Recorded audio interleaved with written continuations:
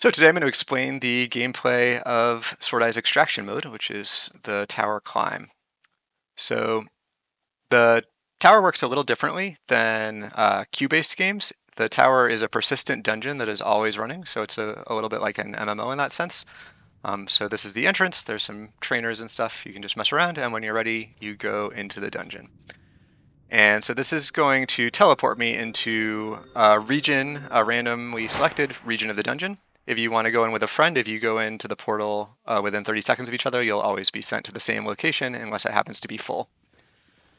So as soon as I entered, you can see I have a timer here that starts ticking down. When this gets to 0, I'll get a debuff that continuously drains my health, and I can't respawn. As long as you have time, you can respawn, but when you die, you lose a chunk of time based on the tier of area you're in, and this little D1 means I'm in a tier 1 area. So once I'm in the tower, my goal is to, find loot and either escape with my loot through a white portal or find a red portal that will take me deeper into the tower. There's two ways to earn more time. One is to kill, three ways, sorry. One is to kill NPCs like that. So that gave me 25 seconds of time. One is to find blessings like that. That gave me 60 seconds, and then I can also get time by looting chests. And there's chests scattered all around. Some are just guarded by NPCs, some are just kind of hidden and hard to find. Some have little, mini challenges like this. So where you have to make a jump, hit that orb, land on the little platform, and then jump again and get over. And the way chests work is they fill up with loot over time.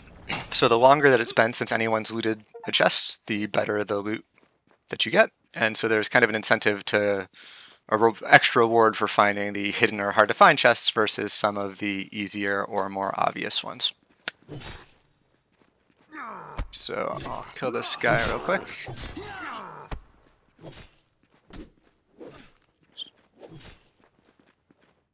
And then we'll continue on.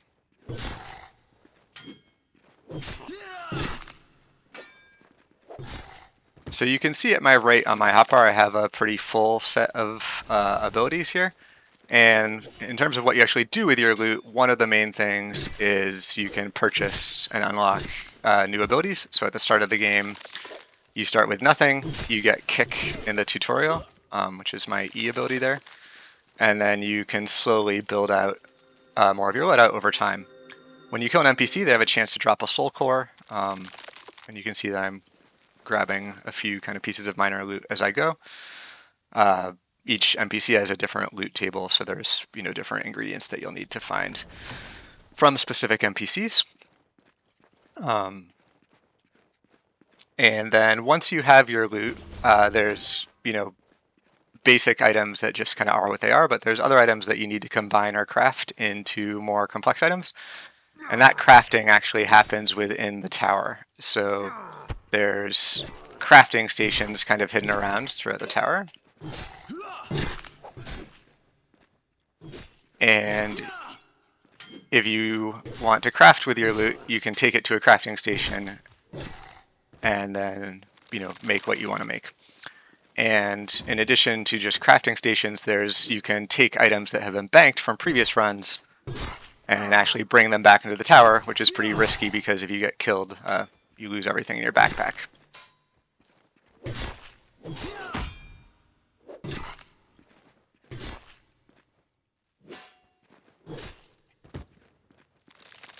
All right, so another key thing to find within the tower is bindstones. So by default, when you die, you'll respawn at the bindstone that you started at. But scattered throughout the tower, there's additional bindstones like this. So you can go up to one and just hit F to bind. And now, were I to die, I would respawn there.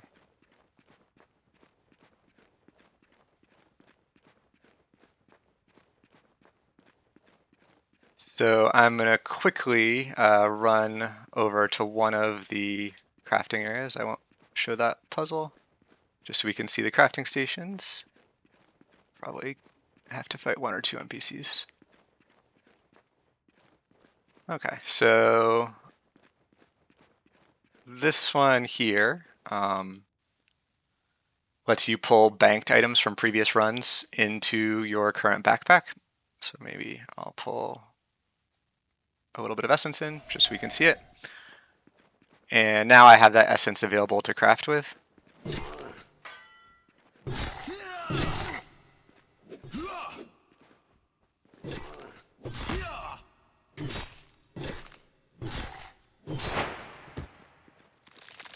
This one lets you fill crystals with essence. So you put in the recipes are always here. You put in a lesser crystal and some essence, and you get an infused crystal, which is used for a lot of the abilities. So these are pretty useful. It takes 30 seconds to craft. So we can just hang out and wait real quick while I explain some of the other mechanics. Earlier on, I picked up that blessing. So this one gives me 15% lifesteal on combo attacks.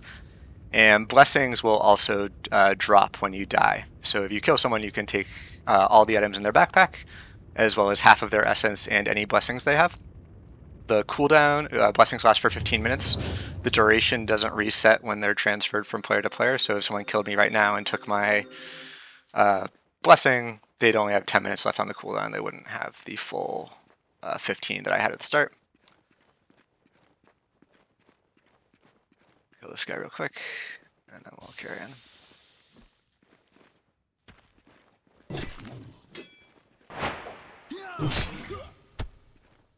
So in terms of abilities, your main, one of the two main progression paths is unlocking new abilities.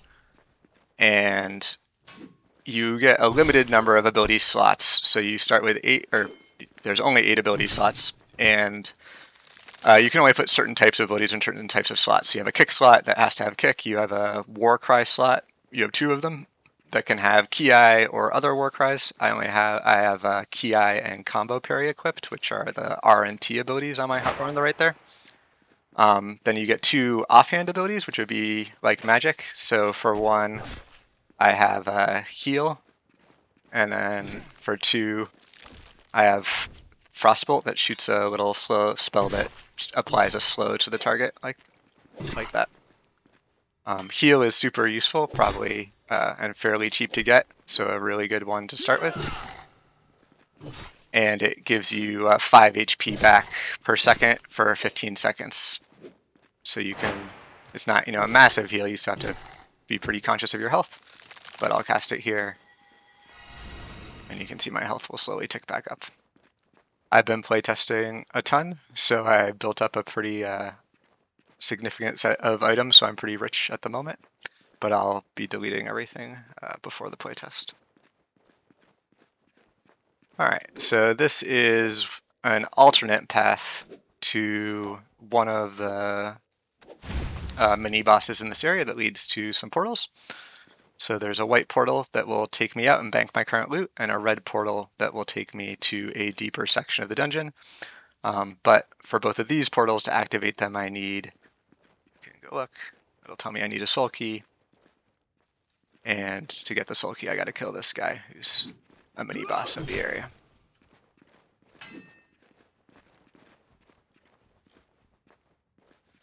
So you can see under this guy's health bar, he has two abilities, and those are both abilities that you can unlock as a player as well.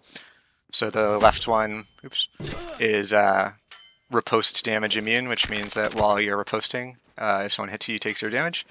And the right one is gives you a debuff, which is what that kind of little blue ice around my screen was there. Anytime you hit him for 0, whether it's a block or a dodge, or you just handle hit and do 0, you get a debuff that makes you slower and weaker.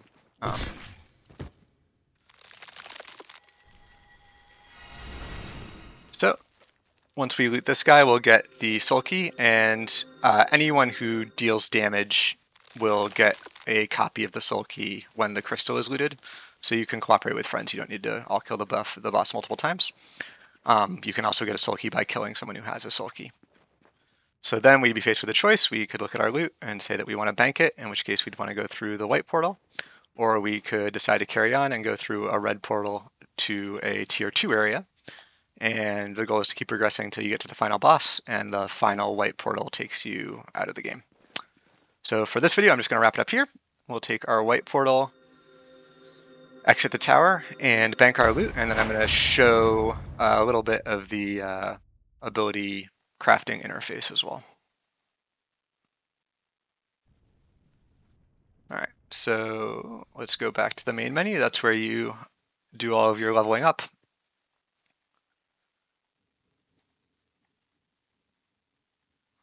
Let's see, so you can see the list of abilities here. If you want to craft one, you'd click on its icon, and this will show you the recipe, and you can check if you have the ingredients. I don't have trapped sparks for that, so I can't craft it.